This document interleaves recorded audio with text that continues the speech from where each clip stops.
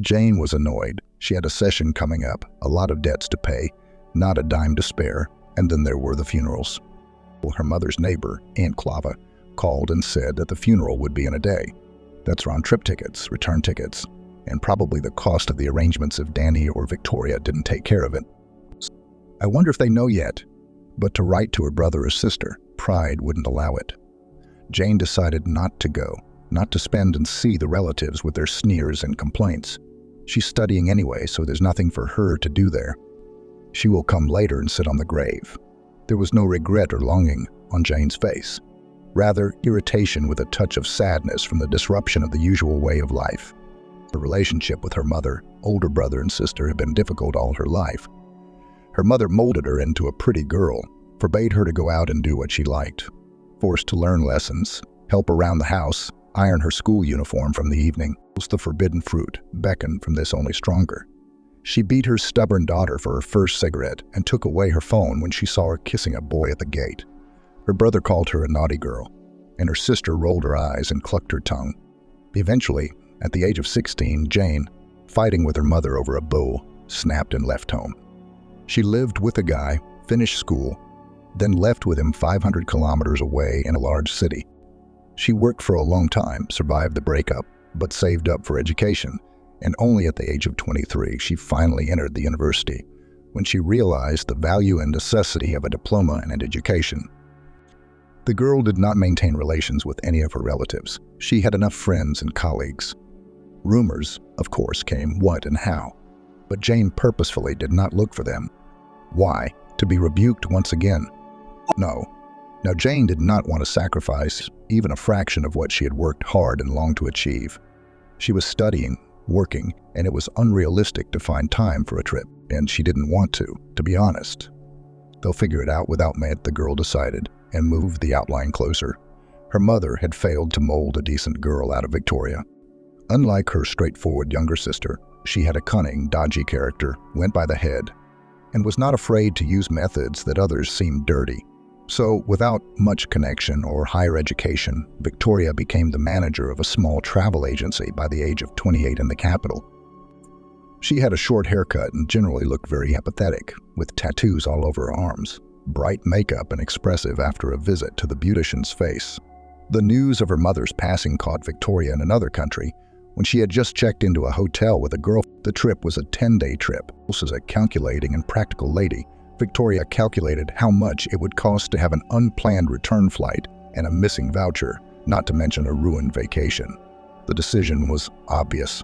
Stay and rest. Victoria could make it to her parents' funeral if she wished.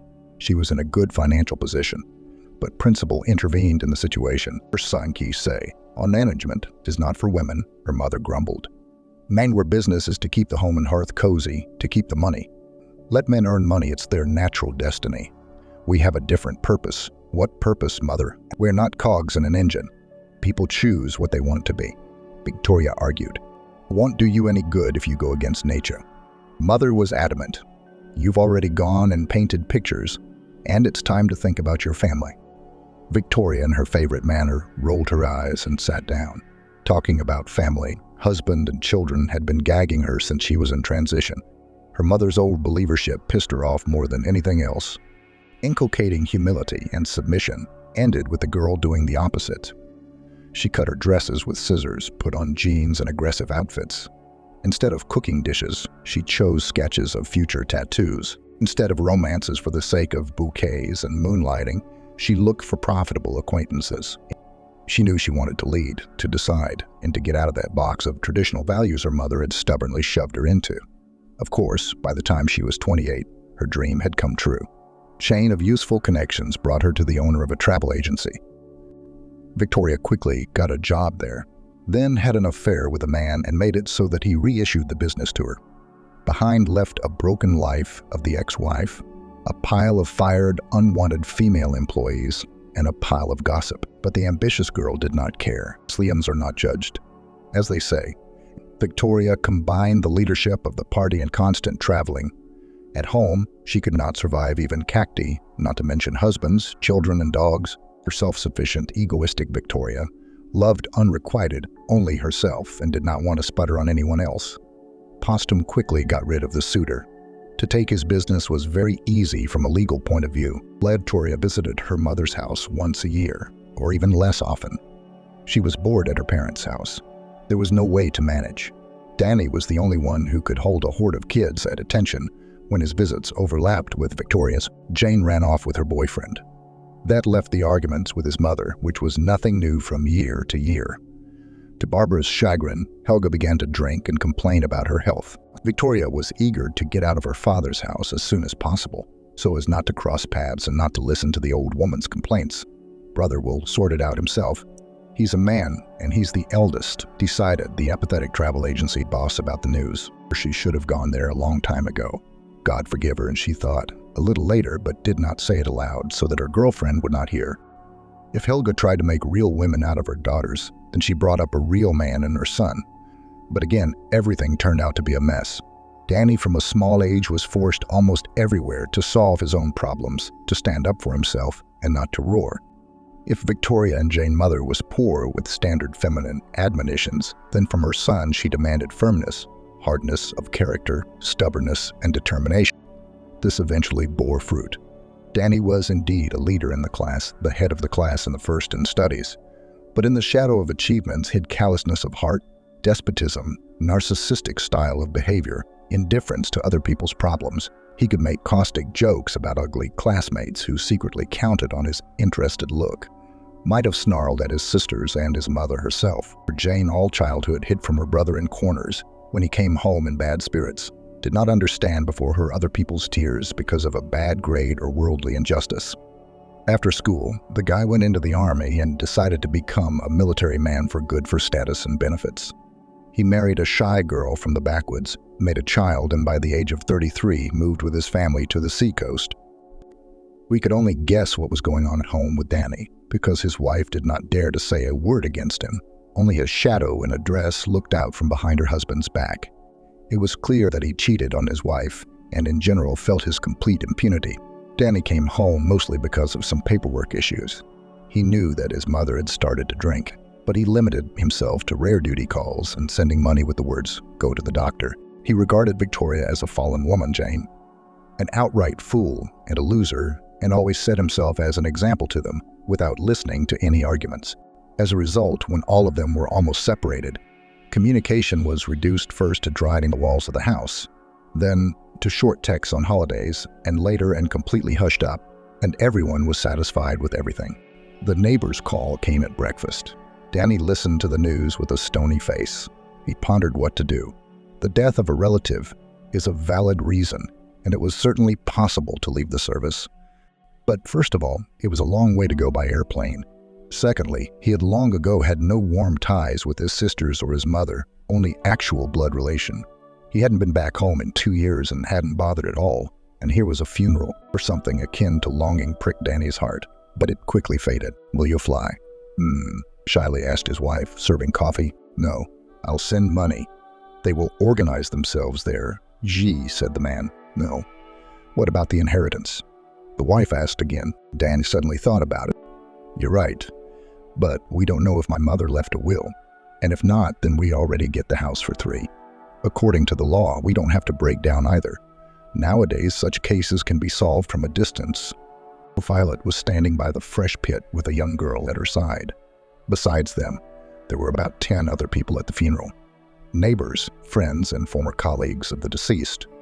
They never showed up. Aunt Clava blotted her eyes with a handkerchief and adjusted the black mourning bandage on her head. "Oh, it's not Christian for children not to say goodbye to their mother. We can't make them." The girl sighed, clutching the carnations in her hand. "You're right, Barbara, you're right. Helga brought them up. She put her whole soul into it. But the children have grown up so ungrateful," Violetta complained. "Maybe at least they will visit the grave." At the modest wake, there were many kind words and tears. But not a single person asked Violetta and Barbara why none of the deceased's children were there, and they wouldn't have known what to answer since they had personally called everyone. Or rather, Barbara knew, but she had been too reverent of Helga during her lifetime and too respectful of her memory after her death to explain to each of his residents exactly what the matter was. "Actually, and why are you crying, tell me?" Seriously, Helga looked at her son's red face.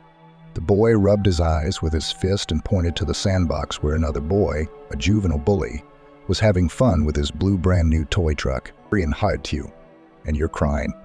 You have to be a man, Helga reprimanded his son. You'll always be like this. You'll always walk around. Danny sobbed and looked at the offender, saying, don't hit first, but if you get hit, hit back. His mother admonished him, don't give yours back unless you've been asked, and said, please first. Dane sat down on the bench and his 6-year-old brain digested his mother's words. Helga watched the child but was in no hurry to return her son's toy herself. After a couple minutes, Danny stood up, walked over to the sandbox. Thanks to me back my car, please, he asked the offender. The bully threw sand at Danny instead of answering. The boy at the same moment pounced on Nikita and firmly sealed Barbara on the back of his head with a plastic spatula. Soon a siren sounded again from the sandbox, but from a different source. A crumpled Danny in dirty shorts was proudly carrying the blue truck home. That day he realized something. That brute force works better than the word plea. At the time, his father was still living with him and was also doing his part in raising their first child. He forbade to impose on his son female duties and household chores. Said that a man should learn to earn and fight. Pots to wash and iron the laundry will be his wife. As a result, the boy didn't know how to make a bed or fry scrambled eggs at the age of 9. But he quickly realized his superiority over girls and with this position entered adulthood. His father had an accident and died when Danny was 13, Victoria was 8, and Lil Jane had just turned 2. Max was a quiet tyrant and demanded total obedience from the whole family. Helga wanted her son to respect women and be strong in spirit, but the bad influence of his father had already taken root in the boy's subconscious. Lane saw the broken dishes in the sink, pulled Olga out of the pit after a night's work as a cook.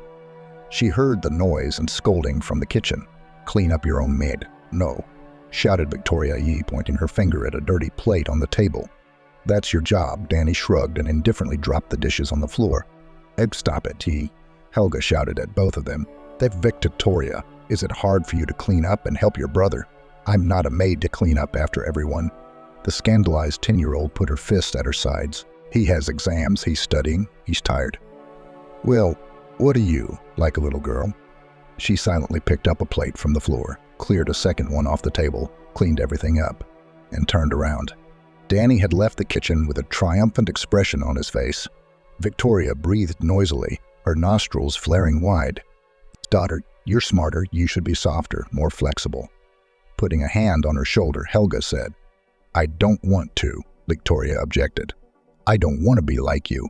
She stamped her feet and fled to her room, struggling to provide for the children after her husband's death. Helga worked very hard, took more shifts, hadn't been on vacation in years, and still had her own business and garden at home. No personal life, no hobbies, no hobbies. Helga lived for her children and the desire to give them the best. Education, summer camp, clothes, goodies, toys. She bought something for herself when the previous thing wore to holes and tore. One day a woman was getting ready to go to a parent-teacher conference for her son's 11th grade class. Danny looked at his mother. Stompy shoes, a stretchy skirt with an old oil stain, a blouse, and a late 90s fashion jacket. The boy wrinkled his nose. Don't go. I'll say you've been working. He stopped the woman who was about to leave. Me. Why, son? Helga is perplexed. They'll think we're beggars. Shall we? Danny replied briefly. Don't embarrass me, Mom. The woman froze on the doorstep. She had barely gotten off work to hear about her son's progress from the teacher's mouth. Helga turned to the narrow mirror on the exit and glanced at her own reflection. In front of her stood a tired, unpleasant lady with bags under her eyes. Go get some red. Danny took his mother by the elbow. Nah, I'm not an underachiever. They won't scold me for sure. But you know, and Helga returned to the room and tears came to her eyes. When Danny left for the army, Victoria was 14 years old. She had hoped her daughters would become her helpers, but the exact opposite had happened. Victoria's transitional age began to appear early, but very clearly.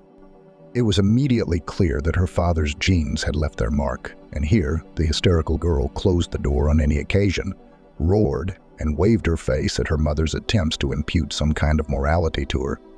But among her girlfriends and friends, Victoria enjoyed authority and unquestionable power. She was able to expel or punish those she did not like. You can't do that, my daughter. Helga sighed when she listened to Victoria's boastful stories. You'll make enemies. Yes, replied the girl. You can't do that. Icon, Deki. Your husband too will be so tormented, and so will run away after a week, yes. Shook her head, woman. Who said I'd even have one? Victoria folded her arms across her chest. I'd say, Helga splayed her hands. And a family. Sooner or later you'll want warmth, comfort, children to nurse. Gross. I've seen enough of you. Thank you, don't. There are more interesting things in life than washing and feeding a baby. The conversation was over. Helga had asked herself many times why the children had grown up to be opposites instead of what she had raised them to be. Instead of love, understanding, and respect in everyone, Helga saw selfishness and self-purpose. Danny remained in the contract service and enrolled as a part-time student at the university to qualify for an officer's rank in the future. He hardly ever called, and when he picked up the phone, he waved off that he didn't have time to talk. By the end of high school, Victoria was more concerned with her own appearance than with grades and exam preparation. She worked part-time at different places to get tattoos and fashionable haircuts. Helga did not know about the first for a long time. The second accepted with a stretch, calming herself with the fact that hair is not teeth and grows. And the pictures on her daughter's body she saw when it was already late. A piece of tattoo popped out from under the sleeve of her t-shirt. Can you see them? Victoria asked, watching her mother stare in horror at her arm. Would you like to see the whole thing? The girl took off part of her t-shirt. A fiery dragon in mottled colors and bright spots looked at Helga. No, why? Why? Tell me. The woman sat down frustratedly on a stool. My EDTH. I wanted it that way. Victoria shrugged her shoulders. You like it? It's not right. You'll be seen as a slutty woman. A decent guy doesn't need a painted girl. Mom. When you were a child, tattoos were only done in prison and by girls of easy virtue. In your youth, you had to go to school, get married, and have a baby. In your picture of the world, girls wear dresses and boys wear pants. I'm so sick of your lectures. She threw the dirty rag used to wipe the table at the wall and ran back to her room. And in the evening, Victoria ostentatiously dumped her shredded skirts and dresses on the carpet in front of her mother. You can't make me wear this now, no matter how much you want to. She angrily kicked the pile of rags into the oven with her feet. Helga didn't argue anymore. She only hastily wiped away a tear when she saw on the pile of rags the blue dress she had bought for her daughter's graduation. Once in a while, Helga was visited by her neighbor Violetta, a vivacious grandmother who also raised 2 children on her own, tended the vegetable garden every season, and kept poultry. Victoria treated Violetta's aunt indulgently. She could treat her aunt to jam. She did not interrogate or teach her. Jane often played with the neighbor's grandchildren and took her well. You're looking a little gaunt, Helga. It's time for you to quit this kitchen, Aunt Clava said, stirring her tea with a spoon in her mug. So where would you quit? Helga waved her off. What are the helpers for? Here, there are 2 growing up. Violetta nodded at the pictures of the girls in frames on the wall. Helga twirled a mug in her hands and gazed at the floating teas. Clava, I think my children don't like me. She exhaled. What am I doing wrong? Oh, come on. Aunt Violetta waved her hands. All children love their parents, and yours do too. You do so much for them. A child's individuality should be embraced. His view of the world to encourage, to guide, only a little to support, and how to accept if they break their future life. In her heart, Helga banged her fist on the table so that she spilled the tea.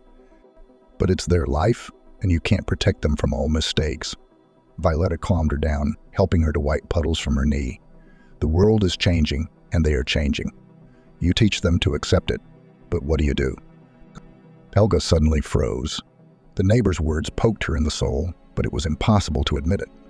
The woman tried to be a caring mother from the position that she herself had seen in her childhood and that she thought was right.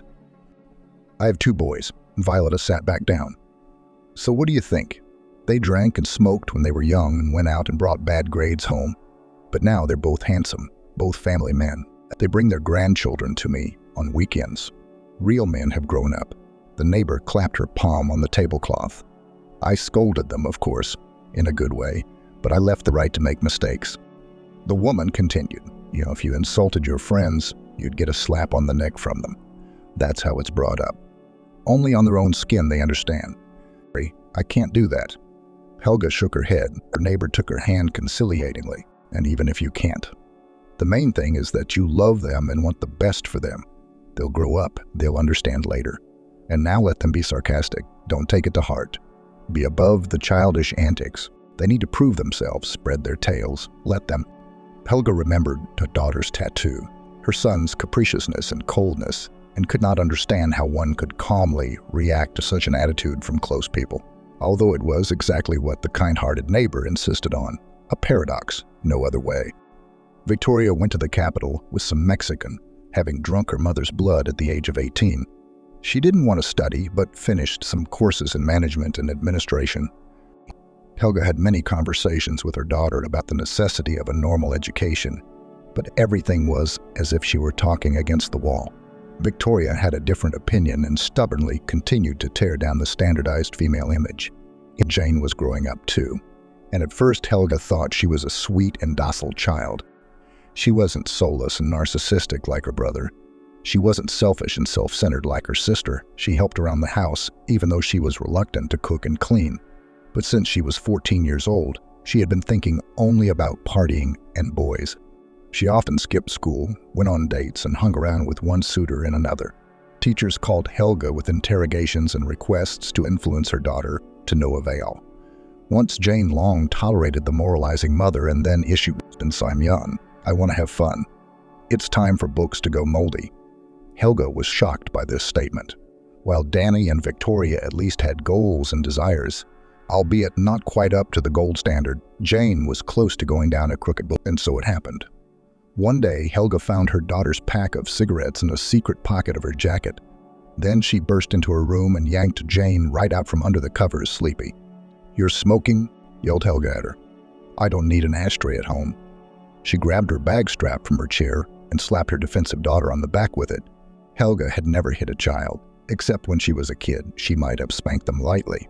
But here it was as if she had snapped. As if in that blow she had unleashed all her anger for the three of them on one. Helga felt a lot of anger at herself for that outburst. Her son's words about Jane, who had been a troublemaker, kept going through her mind. Then Jane didn't speak to her for 4 days. She didn't stop smoking, but she ate it better out of spite. She also stopped doing things around the house, also out of spite. She had a tomboy in her company, an 11th grader and a handsome boy of the breed that drives girls under 20 crazy. Jane was no exception and went into the affair headfirst. Michael studied poorly, but secretly drove her in her dad's car. At night taught her to pour beer without foam and always talked about some murky business with guys. Jane was impressed and dreamed of running away with her lover to the end of the world. So, in the evening, her mother caught them kissing in front of the house on her way home from work. Michael and his family Helga knew perfectly well, rarely earning a living anywhere. Father a drinker and mother a gossip. She elbowed Jane right out of her BO's arms. "Mom, why are you always bothering me?" The daughter flared up. "You should be studying, not cuddling in corners with that bum," Helga said angrily. "I'll deal with it myself. You haven't lived your life. Let others live theirs. You'll figure it out. You'll be a walking wench." Helga felt that her voice was breaking into a croak, and her face was burning with anger and helplessness. How could anyone accept such a thing? How could one accept the deliberate desecration of one's own child's life? Helga didn't understand. Jane wanted to say something but froze. The scandal ended when Helga didn't find her daughter's things at home. Then she called her, wrote to her, asked her to come back, asked her to come to her senses. But Jane said briefly that she now lived on her own and did not need her mother, who considered her a walking wench. So the woman was left alone in the big house. And the other will say that live and be happy, offspring off the neck, but not Helga. No matter how the children treated her, it was harder to come to empty rooms. She called both Danny and Victoria, but they did not like to talk for a long time, citing their busyness. They also came rarely, and not for long. Aunt Violetta came in frequently and somehow brightened the loneliness of her mother.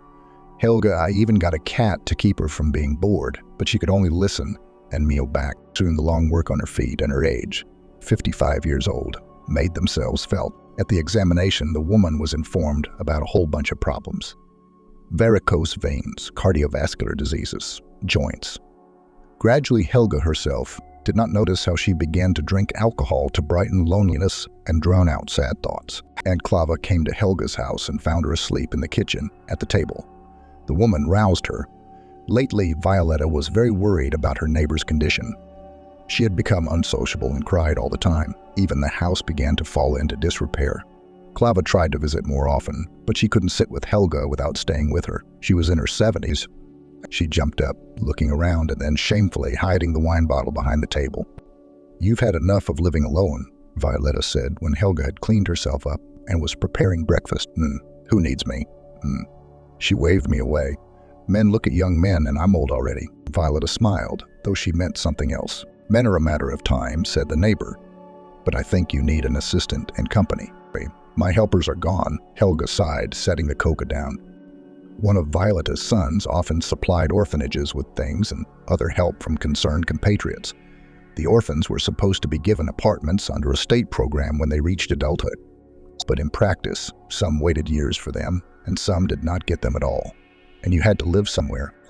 "There is a girl there, Violetta said. "Yeah, pretty girl, but she didn't get an apartment. She gave birth to a baby at the age of 19. Now she is wandering wherever she can. You can't live in a shelter. And you know how hard it is with kids to earn money for a rented place. I feel sorry for the girl." I still don't understand where you're going with this, neighbor. Helga listened attentively. "I'm saying that you should take her in with you. You could help her with household chores and she wouldn't be bored. And you'll do a good deed. You won't have to work forever. And I'd get her a job as a nanny in a kindergarten," Violetta finished. She didn't like the prospect of letting a stranger with a child into her house. But on the other hand, Violetta was right. She was already going crazy with loneliness. It couldn't get any worse. Victoria looked irritably at the mud on her new shoes, the dirt of her hometown, where she'd fallen into when she'd barely gotten out of the cab. "Sweet home," the girl muttered through gritted teeth. Victoria was not going to stay here for a long time. The next day, she already had a plane to the capital, and Barbara stayed in a hotel. She was preparing herself morally for the meeting with her relatives, her older brother and younger sister. After all, for the first time in many years, they were all to gather together in the notary's office for the announcement of her mother's will. The news of it came as a great surprise. Victoria had assumed that the house would go to the three of them in equal shares according to the law of inheritance, but not so. The girl was tormented by a bad feeling. The call with the news again took her by surprise during the return from vacation. Now there was no way to get out of it. Who knows what her mother, who was obsessed with correctness, would write in her will, and the very fact of its existence was a moderately pleasant surprise. There was nothing to do. I had to go back on board the airplane. It was not, after all, to leave all of her mother's possessions to her relatives. Victoria even thought over in her head how she could competently take away their parts of inheritance from her brother and sister. She even called familiar lawyers, who were frequent visitors in her travel agency, but they only shrugged their shoulders, saying that a closed will is a cat in a bag, and some schemes can be offered only after its announcement. The notary's office was located near the center and near the entrance. From afar, Victoria noticed a familiar figure with an army dressing. Quietly, she prepared to greet her brother. "Hi, you're still the same," she said as she approached him. "Hi, I can't say the same for you," Danny glared at his sister. He didn't like her haircut, nor the tattoos already on both arms peeking through the translucent blouse, nor the lemon-colored stiletto shoes and red pants. Victoria appreciated the look and rolled her eyes, but quickly regained her coolness and neutral expression. They exchanged short phrases about life, weather, and nature and waited for the last participant of the meeting. Surprisingly, there was almost no longing or sadness in the words of these people, only poorly concealed irritation at the need to disrupt the usual. No one even thought of going to the cemetery to say goodbye to the deceased.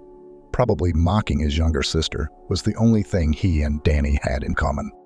Soon a cab pulled up in front of the office. A frazzled Jane jumped out of it in a hurry. Her hair was pulled back into a ponytail, her crumpled t-shirt poking out of her jeans. "I guess you were right," Danny whispered in Victoria's ear, eyeing her relative contemptuously. "You're late to see," Victoria said, without greeting or ceremony to her younger sister's face. No, my nudge, and Jane snapped back. "But it's not my fault the bus took so long." Victoria rolled her eyes again and pushed her bangs aside.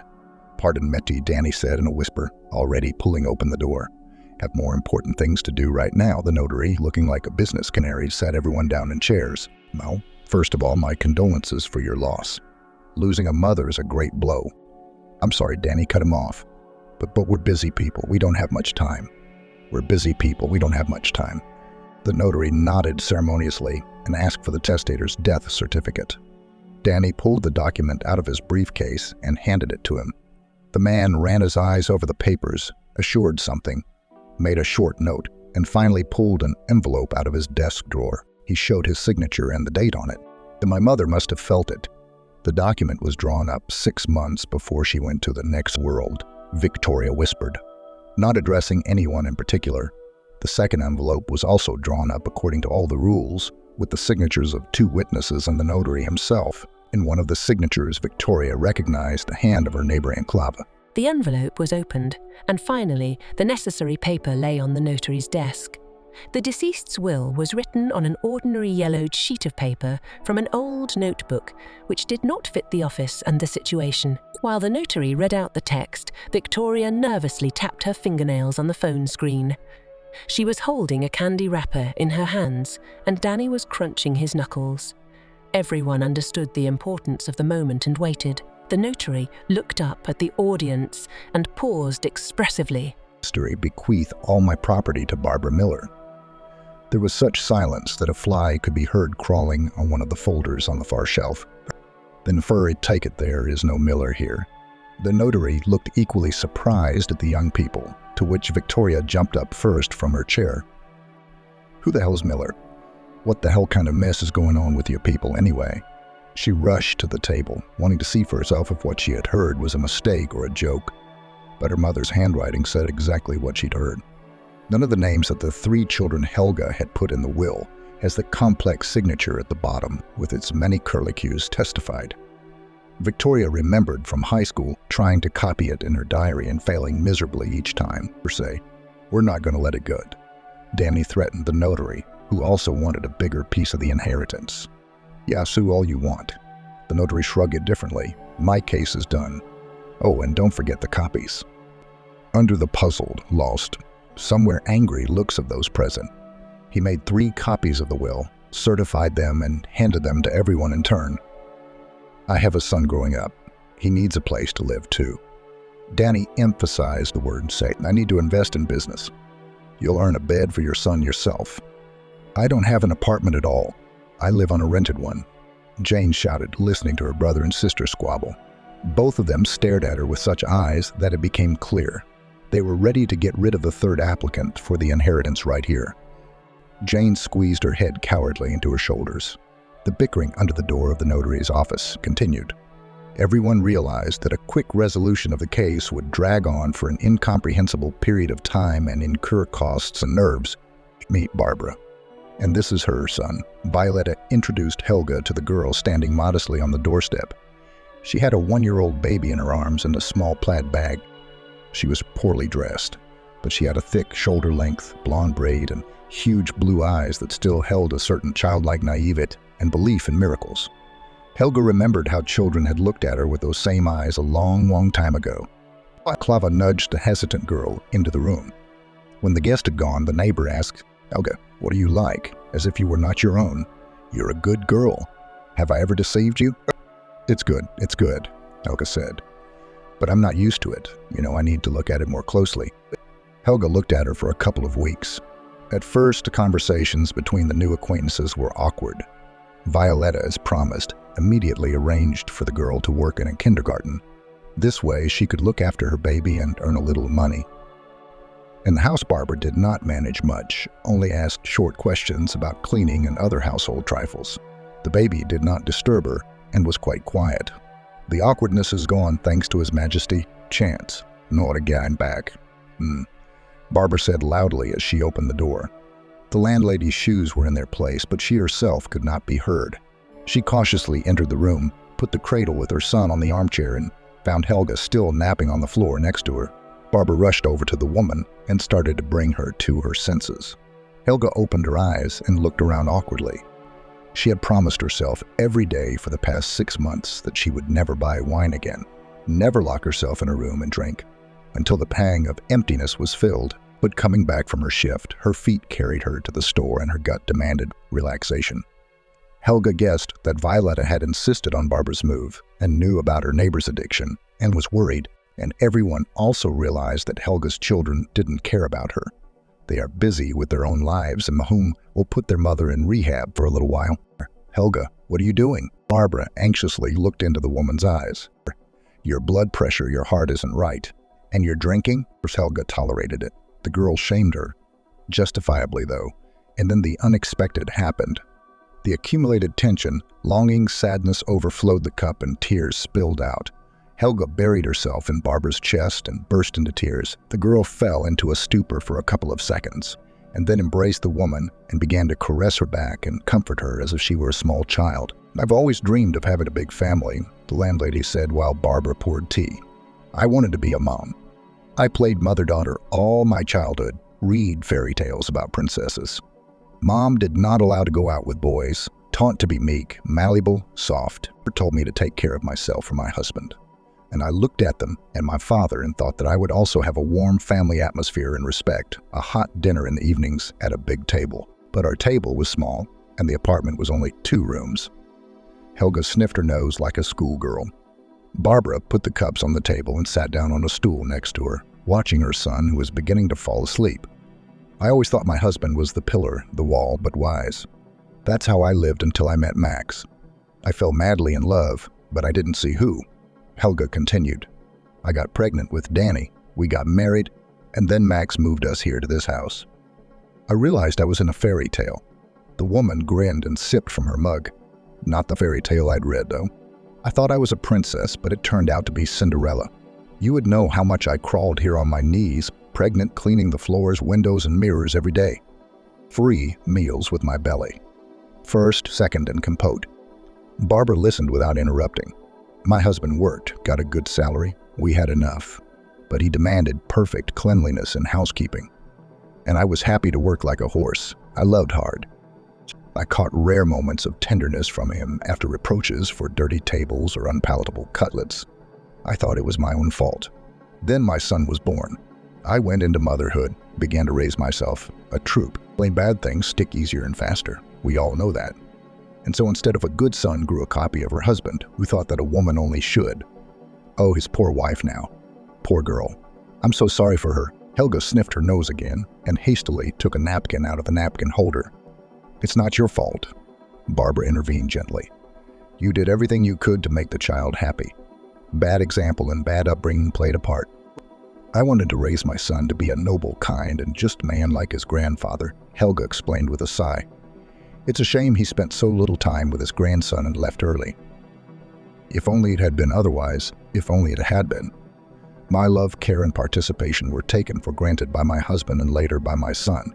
I realized this many years later. I didn't see my mistakes then and made the same mistakes with my daughters. Albert dozed ridiculously in the stroller with his arms spread out. Helga got up to cover the baby with a blanket. Barbara did not disturb her. When I got pregnant, my husband demanded that I contribute to the family budget. So I ran headlong into whatever job I could get. We're a family. Although mentally, he ate me up every single day. And then I found out he was cheating. I cried to my mother, looking for support. She said that everyone is like that. Bear with it, the main thing is children. He'll go for a walk and come back. So I learned that not such a noble man was my own father. Just my mother was wise and did everything to make me see the perfect picture. It was already getting dark outside the window. A fine October rain began to cover the windows. A rooster was crowing loudly for some reason at the neighbor's house 2 houses away. Barbara wrapped the curtains and carefully took Albert into his room to put him to bed, promising that she would be back soon. When the new neighbor carefully tiptoed into the kitchen, Helga was already making tea for the 2nd time. And I did a new stupid thing, the landlady continued. I forgave him, just like my mother said. Why, young naive? I was only 26 years old. Husband realized that he has full power over me and can, in Jane's situation, to remain unpunished. He scolded me for every speck of dust, for the laundry, for the kids' mess. And I obediently tolerated and only scolded myself, that bad hostess, bad mother, bad as a woman. And then the 3rd pregnancy. I decided to leave, hoping for miracles once again. But no. My husband was stricter in bringing up the girls, scolded for any disobedience, even the tiny Jane. And for some reason I pushed, clogged their heads with marriage, correctness, wise femininity. Oh, if only I had realized before, if only I had realized. Helga moved her eyes to the ceiling and blinked often, stopping the tears that came to her lashes. And when my husband crashed with his mistress, as I found out later, it was as if the rope around my neck had loosened. I wondered if I should be sad and cry. No. Even though I had to work harder, I was glad, but for now only Barbara, that no one else would come to my bed from under someone else's skirt. Barbara moved closer, lightly hugging Helga, whose shoulders were shaking.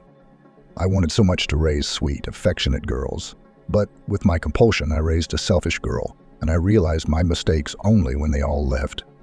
And I, aging, lonely, and none of them needed. Helga, don't be so nervous. Barbara's calm strokes on my back were soothing. All people make mistakes, but there are no mistakes that can't be corrected. You did what you knew how to do. You loved and cared for them as best you could and knew how. I'm sure it's worth talking to everyone and everything can still be saved. Oh, my dear, do you think I didn't try when consciousness overtook me? Helga sighed. I called, I wrote, I invited them to visit. They waved me off, said they were busy. The only thing I achieved was a couple of meetings with my grandson and money for medicines and I decided to go to myself, but they stopped me. I put up with it, tried to understand, tried to justify them, but I knew I was fooling myself. I was burning with this feeling of helplessness in front of those I had created. I broke down. Yes, I started drinking. It's the only way I can dull for a while the pain of not being needed by my children. You spent your whole life giving yourself and your joy to your husband, your children strangers. Have you ever been truly happy? Barbara asked cautiously. I don't remember. The woman was silent for a long time before answering. I was happy for my son's grades, for my husband's success, for the fact that the children ate well and didn't get sick. That's not it, Barbara said. Although, as a mom, I understand you, I am also happy when Albert eats and sleeps well, but this is different. When you were happy for yourself, were you inwardly, sincerely happy? This time Helga was silent for a long time, trying to search for such a long-forgotten feeling in her memory. And she found it only in childhood, when her mother brought her a small kitten from work. Helga played with it for a long time, cherished and stroked the animal. I think I have long forgotten what it is. She answered quietly. Many people forget, but it is very important to keep the ability to be happy at any age. Barbara smiled. Let's learn again. Me, come on. Surely the neighbor knows who this Barbara is, Victoria reasoned, sitting in the cab, once again cursing at the lack of asphalt and the dirt of her hometown. When the fervor for arguing at the notary's office wore off, the trio decided to go to Anna's house. She called with the sad news she was also a frequent visitor to her mother, and her signature was on the envelope with the will. Victoria, Jane, and Danny agreed that it was her they should ask first. There wasn't much time. Everyone had business to attend to in town. I wanted to resolve the difficulties as quickly as possible. But that was not the case. Not only that the situation became tense, but also periodic jokes and sarcastic clues to each other added fuel to the fire. They caught the neighbor at home. Victoria, without ceremony, was beating her fist right through the wicket, and Violetta came out. "Hello, hello." She greeted the unexpected guest in a childish way. And I've been waiting, wondering when you'll show up, you shameless people." "Violetta, let's not be moralistic." Victoria grumbled and tried to go through the gate. Aunt Clava put aside her club and threatened the girl. "You have no conscience at all for not coming to your mother's funeral. And you opened 2 wills, and then you came galloping in." The neighbor continued to reprimand the brother and sisters standing by the fence. "It's the law." Danny couldn't stand it and raised his voice. "You've grown up. You have epaulets on your shoulders, but you've never become a man." Danny opened his mouth in amazement. They remembered the neighbor as God's dandelion, who never said a rude word, brought them sweets and candies. "Let's put down what you think of us. Answer one question of ours and we will never see each other again," said Victoria. Suddenly, a girl peeked out of the kitchen window of a house which overlooked the wicket range. "And Violetta, what's all the shouting? It's all right. Go and put Albert to bed. I'll be right then," the neighbor replied. Victoria's eyebrows went up by themselves. Just a moment. But it was too late. Aunt Violetta slammed the wicket door shut with a vigor unprecedented for an elderly woman. There was a squeal from Jane, whose fingers had been nailed, followed immediately by Danny's swearing. Blanches with the company realized that no one else was going to talk to them here. Their mother's pig-headed attitude played its part. Victoria and Danny took some documents and things from their once home, and then all 3 of them left for their own cities. "Nah, here you go." Barbara, smiling radiantly, handed Helga a cotton candy on a stick. And the woman was so confused as she looked at both of them on her day off. A small circus was performing in the local park, and Barbara, under the pretext of going for a walk with Albert, dragged Olga out to go there. Me. Let's go, let's go. She jokingly hurried Helga, already on the threshold. In the last warm days of October, it is simply a crime to stay at home. The woman hesitated at first, but then she agreed. Helga caught herself thinking that it had been a long time since she had taken a walk like that, or her routes were calibrated for a specific purpose. Work, home, store, hospital. She had somehow forgotten that you could just wander aimlessly for fun chatting with someone and not looking at your watch all the time. Huge maples were dropping a carpet of leaves on the sidewalk. Birch trees were swaying their soft branches, where, like a scattering of coins, the leaves were turning golden. In the flower beds, late velvets and dahlias bloomed with a shaggy pom-pom, and only the fir trees stood unperturbed in green patches among the October orange-red palette.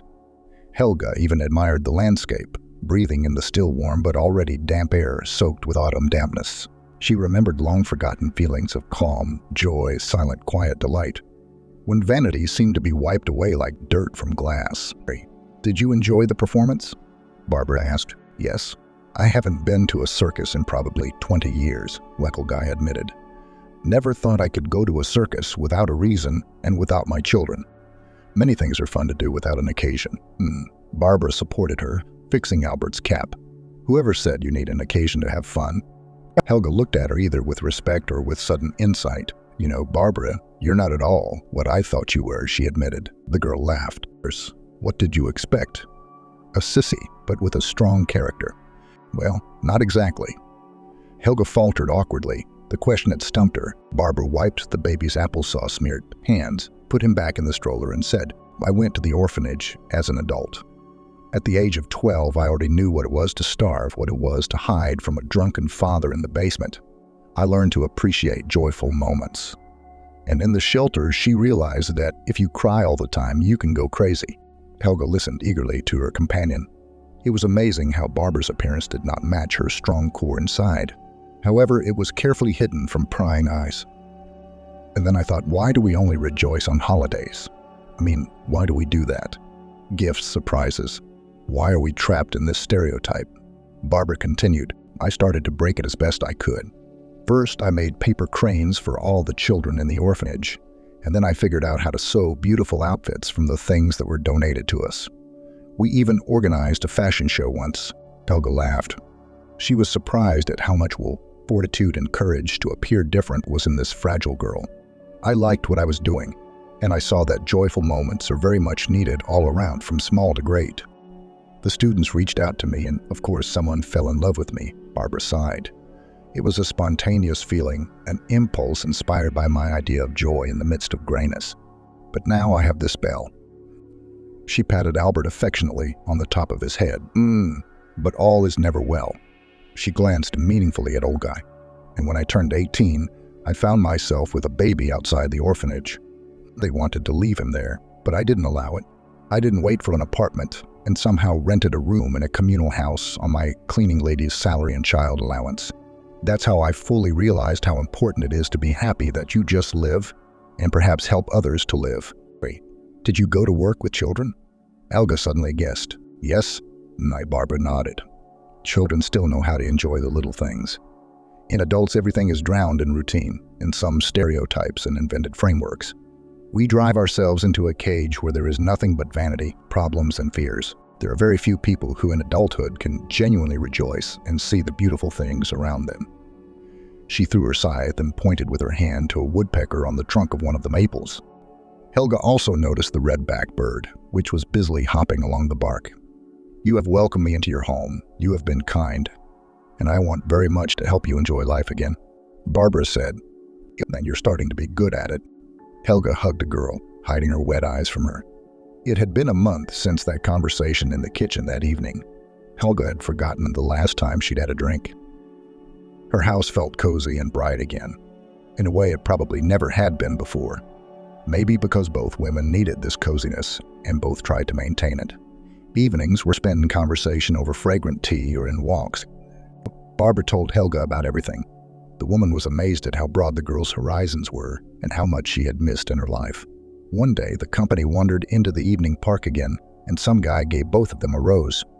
Helga was so embarrassed that she didn't know where to put the flower. She finally wanted to go home in the evening, cook something delicious, play with Albert, listen to Barbara.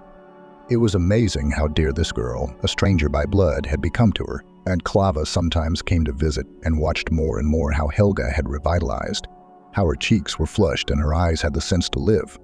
It was as if Helga had gained a daughter and a grandson during this time, and there was no talk of rightness or marriage.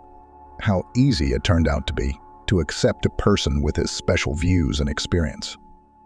And even if Barbara cooked soup differently, cut bread thickly, and washed floors the old-fashioned way, squatting, Helga no longer wanted to argue, to correct, to teach. And it was not indifferent humility, but the very acceptance she had always imposed on her daughters, imposing what she herself did not understand. One day at lunchtime, two men in overalls knocked on the gate of Helga's house. The landlady came out, looking behind the gate in surprise. Barbara was putting Albert down for his afternoon nap. Hello, we're with the utility. We're checking the wiring for meter connections. They introduced themselves and shoved some form under Helga's nose, which she didn't have time to look at. Everything is legal. She stretched out in confusion. If it's legal, we'll check the wear and tear of the wires. What if you have a leaky roof? The risk of fire due to a short circuit is important. One of the guests raised a finger and very determinedly put his foot in the yard. All right. The woman stepped aside, allowing the worker to pass. The repairman began to inspect the wires and their location, then looked at the pole with serious faces, scratched the back of their heads, wrinkled their brows, and as a result they said, "You have one wire here that is not connected to the meter." "Yeah, and the coating on it's worn off. We should cut it off and see if there's any sign of a short circuit." "I don't think there's any shorts. The TV works. The bulbs are intact." Helga shrugged. "You can tell the firemen the same thing later," one of the men told her indifferently. The woman had no choice but to let the workers into the house, and they started to make a lot of activity. They began to climb along the sockets, picking at the plafond, looking into the switchboard, studying how the wires were laid, and they didn't even take off their dirty shoes. Helga only sighed. 10 minutes later, one of the workers came to her again, and with a sorrowful face said, "Mistress, there was a leak in the ceiling near the switchboard, and the outlets are not grounded. You need to repair, or it will strike, especially in the rain, and that's it." He even made scary eyes to convince me. "How can it be? How many years I've lived and everything is calm." Helga only splashed out with her hands, "So many years you live, and it will happen tomorrow." Continued to scare her interlocutor. Suddenly, his partner came out of the corridor, and Barbara came out with a telephone in one hand and a heavy glass carafe in the other. "We don't need to change anything," she said sternly, shaking the chart. "We didn't call anyone." "No. What are you doing, girl?" "We came to fix the malfunctions," waved his hands at the man in blue overalls. "Or troubleshooting that you just made up yourself. Get out of here, or do I call the police?" Barbara showed the dialed number on the screen. The men put their heads back into their shoulders and looked at each other apprehensively. Helga was dumbfounded, but her hand instinctively rested on the table, where the old ladle she had recently used to pour soup for lunch was nearby. These, so to speak, electricians came without tools, without papers, and with a piece of paper from the internet. Call and have them picked up. After these words, the men rushed out of the house, so much so that they almost took the door. Helga only had time to hear from the yard through the window, "You said it was a woman living alone." Dear, when her heart calmed down and her breathing became steady again, Helga was already sitting at the table waiting for Barbara to put a sedative in her glass. "How did you realize they had come?" she asked the girl. "I saw and heard from the window how you let them in, and I noticed at once that they came without tools. Electricians don't just walk around like that, and they won't come unless you call them." Barbara was watching the drops on the neck of the vial, and then one of them dropped the paper they were shoving in your face, and then it was clear. She set the glass in front of Helga, pulled a crumpled piece of paper out of her pocket. It was a crookedly scanned installation permit from 3 years ago. "Oh," the woman sighed. "What would I have done without you?" Obviously would have been left with no savings, that Barbara answered bluntly. "But everything turned out fine. But let's change the locks on the gate and the door. You never know." Relations with the women became almost kin to each other. Barbara made friends from the young staff of the kindergarten.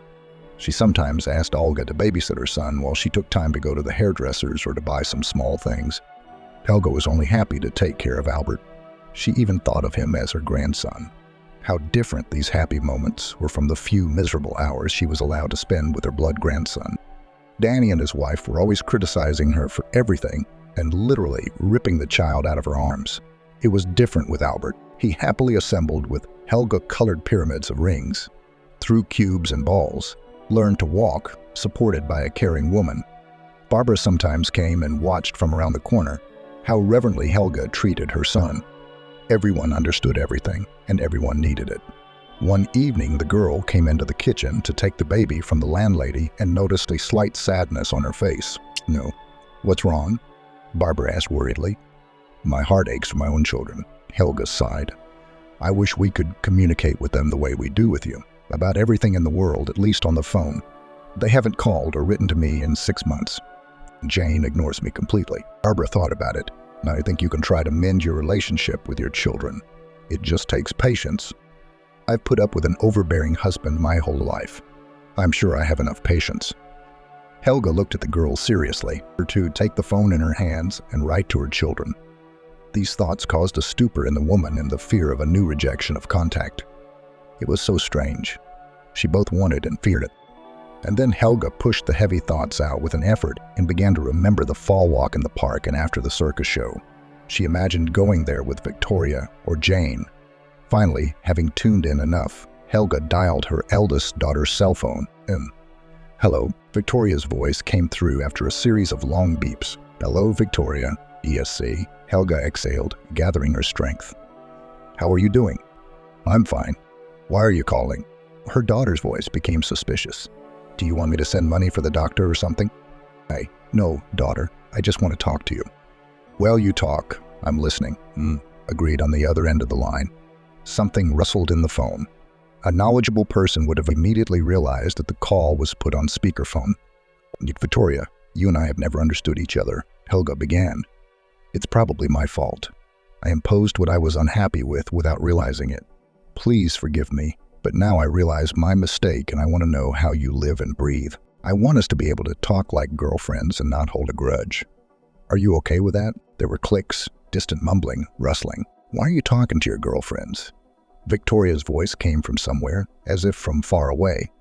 "Did Aunt Violetta come or what?" Then it became clear that the girl is settling some work issues on another phone. "Yes, we're chatting." Helga's lips quivered. "Bye, daughter." She pressed the cancel button and cried, covering her face. Barbara rushed to comfort the poor woman, but she sobbed like a wounded animal. "Oh, I'm an old fool." And Helga scolded herself through her sobs, hoping for a miracle. "Who needs me with my morals?" "I do. Let's try again." Helga looked at her dejectedly, smearing her tears. A little later. "Yes?" Barbara corrected herself, nodding cautiously. The disappointment and sadness left Olga alone only by evening. She realized that one attempt was not enough, that more would be needed, and already the first one had cut her soul with a knife. It was even scary to call Danny. He was the most callous and cold-blooded of all three. The woman didn't even know what words to choose for such an important conversation with her son. Only Barbara's closeness, her support, sincerity, and participation gave Helga strength and determination. Danny picked up the phone immediately. Unlike Victoria, his clear, service-trained flesh went through the house even from the tiny speaker. "Hello, son." Helga began. "I wanted to." "Mom." "Hurry up," Danny interrupted her irritably. "I've got things to do." "What's up?" Nothing. The woman let her eyes droop sadly. "I won't bother you then." "Yeah, go ahead," came from the other end. "We'll try again later. We can't give up." Barbara comfortingly took Helga's hands in the palm of her hand. The woman was no longer crying after the second call, but there was a look of detachment in her eyes. "Barbara, I don't think it's any use. They're adults, and they've gotten used to ignoring me so long ago that it's too late to re-educate them. And your youngest, Jane? She's a little older than me." Barbara wondered. "I don't know her contacts on," Olga said, embarrassed. "She blocked me everywhere after the fight. I only know that she lives in the city and is studying. Well, at least some channel of communication should have been left." Barbara wouldn't stop. Suddenly, Helga jumped up and, muttering something, hurried into the room. She rummaged through the dresser for a long time, then pulled out a dusty diary. Among the recipes, notes on how to properly wash cotton, and phone numbers, the woman found her daughter's email address. She had used this address once, in high school. How did I not remember before? It's better than nothing, Barbara approved. We'll think of something to write tonight. In the meantime, maybe we'll have ice cream. Ice cream in December. Helga smiled. Why not? Barbara winked at her. Who says you can't? The mood would immediately become better. Just what the doctor ordered on such a gloomy day. With these words, the girl went to the freezer for a briquette of plombier. Helga watched. She realized that Barbara was trying her best to keep her spirits up, but her motherly heart would still ache. Even though she'd become like her own daughter, she couldn't undo the mistakes of the past alone. It's amazing how sometimes common troubles can draw even sworn enemies together and reconcile them. After returning to their respective towns, Victoria, Jane and Danny started a general chat room where they discussed their contested will. It took a couple weeks to figure out Barbara's identity and get the story from the outside. With a squeak, the company agreed to split the inheritance evenly between the three of them. Nevertheless, Victoria pestered the lawyer with inquiries about how to legally competent to pull off more. The poor boy was already regretting that he had tangled with her and mentally cursed all the gods who had once invented the court and inheritance. It's interesting, answered Danny, some left-handed wench with a child living on the dole. For a year, and she's had her mommy described to her for it. What kind of a ride of unprecedented generosity is that?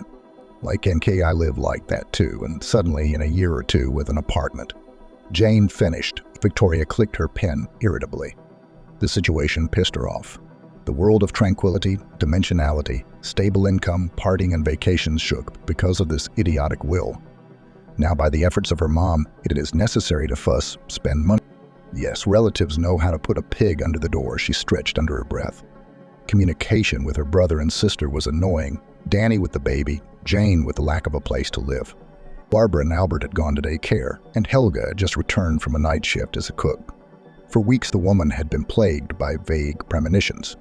She had been thinking for a long time, deciding, calculating something in her mind, weighing it up, but Barbara had said nothing. With the woman shuddered, thought it over a few more times, and went to her neighbor. Violetta, I want to write a will, she blurted out, sitting down in front of her. No, God be with you, Helga. Aunt Clava waved her hands. Are you going to die? I have a premonition. I feel that I must do it now. When Aunt Clava stopped yapping about the neighbor's statement, she clarified. No, I've been planning for a long time, but I think I'm doing the right thing. When? Well, so you need to call a notary if you're thinking about it. Yes, without him the procedure can't be done. Helga confirmed. Most of the women called the notary's office and made an appointment. The notary said that 2 witnesses would be needed. Don't tell Barbara, please, Helga asked her neighbor before leaving. Like so, I thought we were going to use her as a second witness. The neighbor splashed her hands. Helga shook her head. We can't have her. We can't have her, Fada thought. Tay have a son coming in those days. Maybe him. Helga nodded in agreement, said goodbye to her neighbor, and went home with a slightly relieved heart. And the day before, she had spent a long time composing something else. An email to her youngest daughter, and had written a lot of pages. Using Barbara, she created herself a mailbox and slowly retyped the text onto the selection. It had been a week since it had been sent, but the inbox was just as sad and empty. Barbara had said that sooner or later her daughter would reply something, a single word. Helga tried to believe. She generally tried to notice more good things around her. It became an acute, daily necessity on the way to get rid of the colossal feelings of guilt and resentment towards herself, her children and life. And at times Helga felt she was succeeding. In the polyotestria, in the gleam of the sun, in the warmth of a mug of fragrant tea passed from hand to hand, she gathered the grains of her medicine. And next to her was the one who always supported and protected the fragility of her recovering soul. Victoria enlisted all her connections and hired the best lawyer available to challenge her mother's will as soon as possible. It took several months, but the girl achieved her goal. The court confirmed that, as direct heirs of the first term, the native children of the deceased, the 3 of them, Victoria, Danny, and Jane, have legal rights to receive all the property of the mother. However, the second part of the plan could not be realized. The inheritance was awarded equally to each. And nothing Victoria rubbed her hands together as she left the courtroom. We'll do our own thing here. That's what the bossy travel agency boss used to do when legal methods were exhausted. Couple of conversations. Hit the right pain points. Intimidate, gather dirt. What difference does it make how she gets what she wants? Danny and Jane didn't show up at the trial. The former cited duty, the latter the cost to travel. Victoria alone represented the interests of the three, although the interest here was rather entirely hers, and the relatives were notified of the entry into the inheritance by registered letters from the lawyer. He fought over the ways of action. How to force the fool's brother and sister to sell the mother's property as soon as possible so as to hide from them a part of the income from the transaction. Victoria's plans were Napoleonic. She had long yearned to open a second branch of the agency, to exchange her one-bedroom for a two-bedroom closer to the center and, of course, to go to the United States. Unfair division of money, unfavorable relatives. Victoria did not care. What was to say about a strange girl with a strange child? Neither Barbara nor Aunt Clava were present at the trial. The elderly woman and the young mother had no opportunity to go to the capital, although they knew what was going on. Barbara was stunned when she learned that Helga had left her all her property. The girl was very confused. She experienced two shocks in a month, first from Helga's death, then from her will. The woman passed away in her sleep. She had a heart attack. Barbara found her on her bed when she returned from work. It was 2 months after the will had been written. Helga sensed and was not wrong, unfortunately. Jane's soul was warmed by the news that Victoria had contested the will, and now the three of them were the rightful owners of the house, land, and garage. Jane was tempted to look for a cozy apartment in the suburbs. She was already dreaming about moving there, what kind of repairs she would make, what kind of sofa she would buy. All the farthest school folders of the laptop were dug through and through. Nothing could be found through the system search either. Jane was already nervous, imagining a sleepless night of preparing essays, but her memory obligingly suggested that she had sent her work to the teacher's mailbox in the 10th grade. She had to remember the password to a long, unused mailbox. After a lot of manipulation, Jane managed to log into the account. She began to scroll through her inbox with interest. Mostly they were advertising offers, letters from some sad scammers, archival photos with her classmates. Stop. What is it? Suddenly, a letter from an unfamiliar address caught Jane's eye. It was strikingly different from everything else that had accumulated in her email box for so many years. And the letter was not so old. It had been sent a little less than 8 months ago. My eyes ran along the lines, indifferently at first, but with each word I read, interest, anxiety, embarrassment, realization, and shame grew like a snowball. My daughter, how are you there? I don't know whether you will read my letter or not, but still I hope for the former. I want to ask your forgiveness for everything from beginning to end, for the upbringing you disagreed with, for my desire to mold you into a copy of myself and condemn you to the same torment, for not paying attention to your inner world, and for the abyss that separated us that evening at the courtyard, turning into years of silence and coldness. I hope you'll forgive me. I didn't realize my mistakes until years later. But I don't blame any of you three. You grew up to be who you grew up to be, and I'm still secretly proud of you all. But we've made so many mistakes. Resentments, misunderstandings, harshness, rudeness have divided us all as if we were strangers. How many of your happy moments I missed and didn't see, for which I now blame myself terribly. I wouldn't have dared to write to you, my daughter, if I hadn't had help. I met a girl who opened my eyes and showed me what I'd been depriving myself of all the years of your childhood. I finally have the strength to admit it. I realize I'm asking the impossible, but let's try to become just a little closer as family people. I hope with all my heart for a speedy reply. Your mom, Helga. Jane read out the letter. Her lips jumped, her shoulders shook. She threw herself back in her chair and burst into tears. These pure and sincere words of her mother burned out all the years of resentment from Jane's soul. That night, the girl did not sleep. She forgot about the essay, about her studies. She forgot that she had to go to her classes the next day. Jane sat on the floor of the room against the wall until morning, hugging a small plush toy she had brought from home many years ago. It had been given to her by her mother for September 1. The toy had been gathering dust under the couch in a bag for years. But today, Jane found it. At dawn, Plush was wet with tears, his eyes swollen. Barely a clock showed. Jane realized it was time, or rather, it was already time.